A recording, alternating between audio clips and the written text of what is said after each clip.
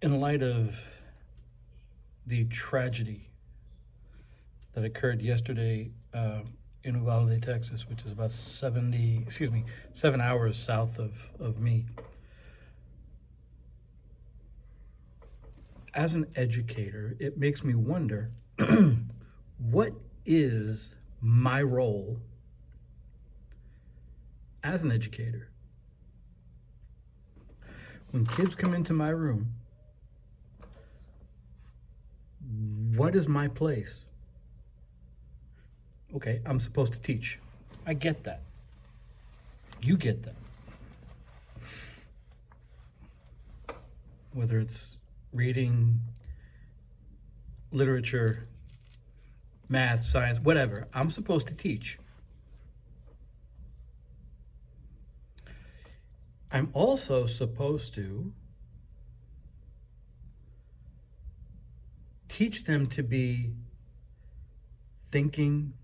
critically thinking, responsible adults. That's part of the job description, whether it's written down or not. That's part of the job description.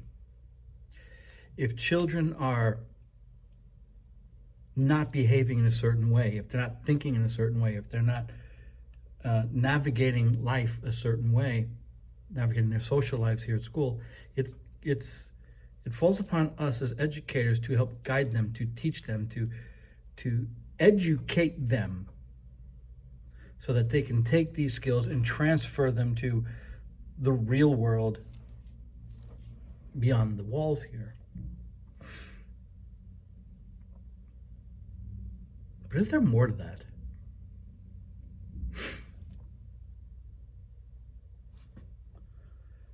The day I started teaching, I was given not so much an emergency plan, but I was given an emergency briefing. This is what we do in the case of a fire drill. This is what we do in case of a tornado drill. This is what we do, right down the list. And things have changed over the years, from campus to campus, from district to district. While there is some similarities and some consistency, there are some things that are just, how should we say, culturally different about each campus and about each school district. And that stands to reason. I mean, there's nothing wrong with that. But yesterday's different, isn't it? The shooting is different. Way different.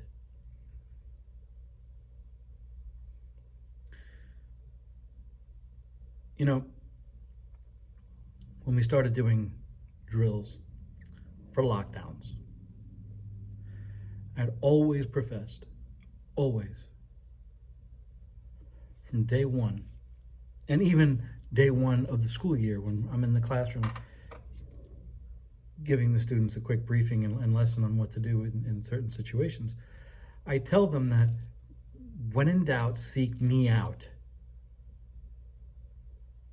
because they will be safest with me.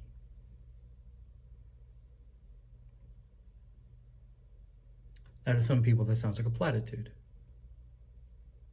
Oh, that's just a teacher trying to make his children feel well, feel better, make them feel safe. And I do want them to feel safe. But I have been in situations where, we've been on lockdown and somebody was coming to check the door to make sure they were locked, and unbeknownst to them, I was standing on the other side of the door with a pair of scissors waiting for that door to open up. When it comes to our student safety, I don't play around.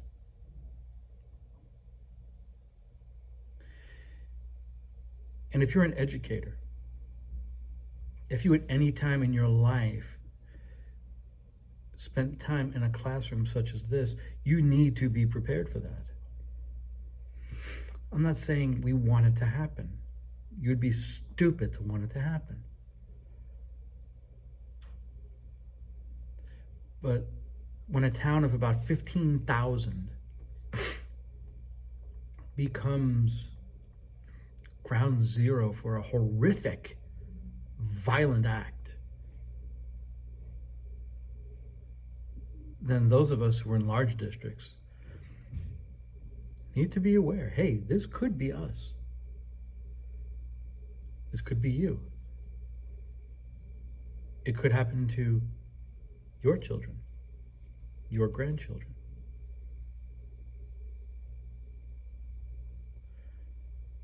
What are we teaching our children? How are we protecting our children?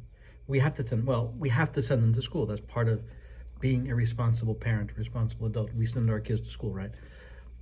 But are we sending them to schools with teachers who are prepared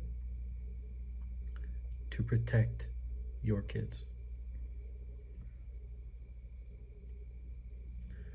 What does the teacher believe? What does that school believe? What is their culture?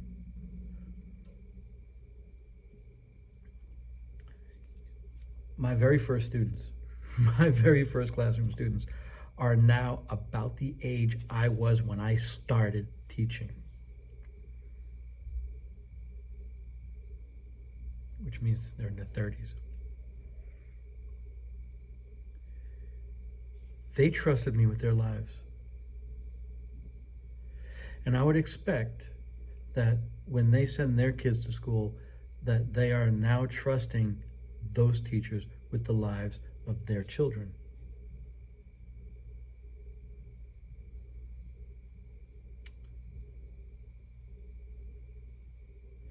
While we want that, should we have to?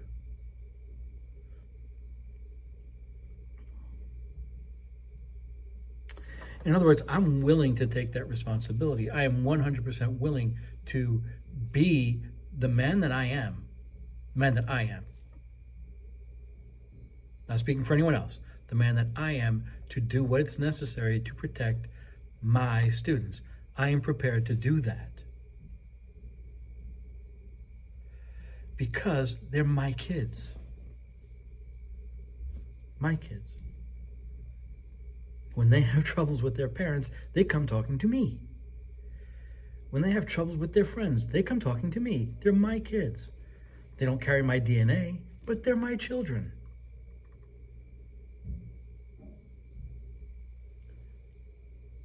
What do your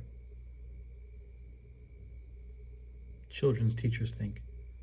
Or you educators, what do you think? Are they really your kids?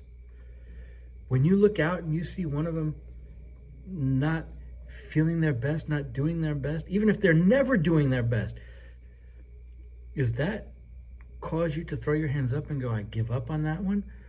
Or does it cause you some level of despair to say, I am failing that child because I can't get through?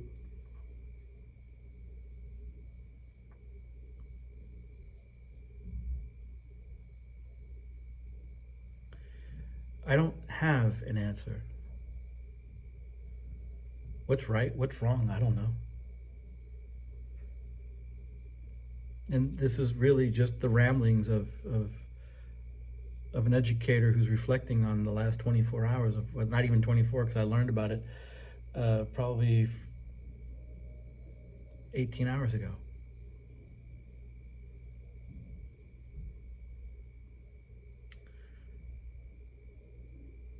But it's just my reflection.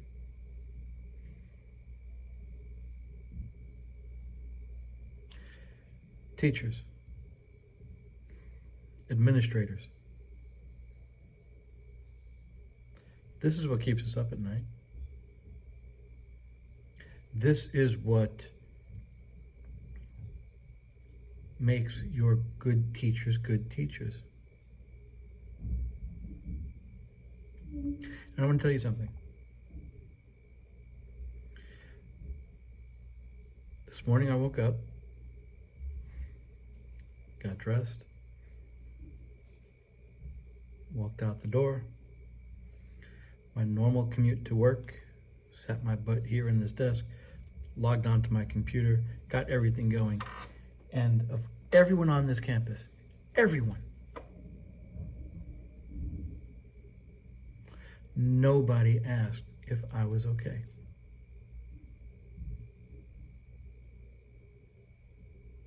Nobody. I'm not saying that to be selfish. I'm not saying that to think I'm all that important. But nobody asked. Got a text message from a very dear friend of mine. And he asked if I was okay. And we checked in on each other because we knew we had to.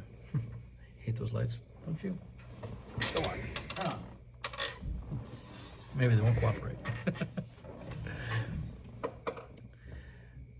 But one person and a cousin who lives in New Jersey. 2 people. In retrospect, probably a third, because I did get a text message yesterday asking if I was okay, and so it came out of the blue. So from someone in another dear friend of mine in North Carolina, so I can gather that that's what that was about, and I only realize that now as I'm thinking about it. But okay, 3 people, 2 of them not even from my area, from my state. These same 2 are not even teachers. They're not educators. They don't work in schools. They have nothing to do with schools.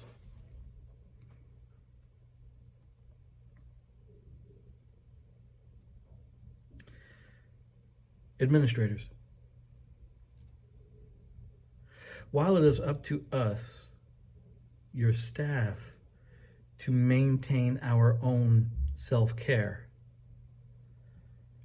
I think in times like this, it's up to you to check in on us, to make sure we are maintaining the self-care that is necessary for our students. That's what it comes down to, right? We want to make our students safe, so we want to make sure our staff is okay. Whether it's a custodian or a paraprofessional or secretary, whomever, our staff needs to feel safe so that we can pass on that feeling to our students. And not a single administrator has reached out to me. Not a single administrator, and I passed 4 of them this morning. Not a single one of them came by, shook my hand, and said, "Are you okay? Is there anything we can do for you?" None of it. And that's upsetting.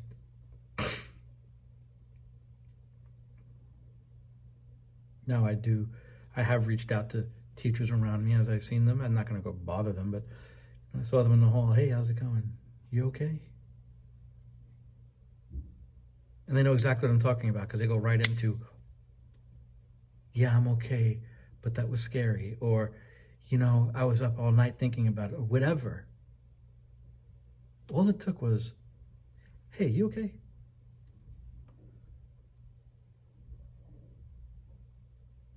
So, my fellow educators, I'm okay. I'm okay because I'm dealing with it, I'm processing it, and I'm not trying to figure it out. I think I know where to move forward from here. It's a personal thing. It's nothing I'm going to speak out into the universe about. It's something I'm going to think about and meditate over, pray about. But the real question is, if you're watching this, are you okay? And if you are, great. If you're not, reach out.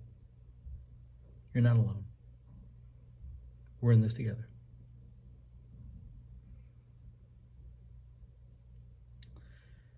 I pray that all of you stay safe. I pray that our children stay safe.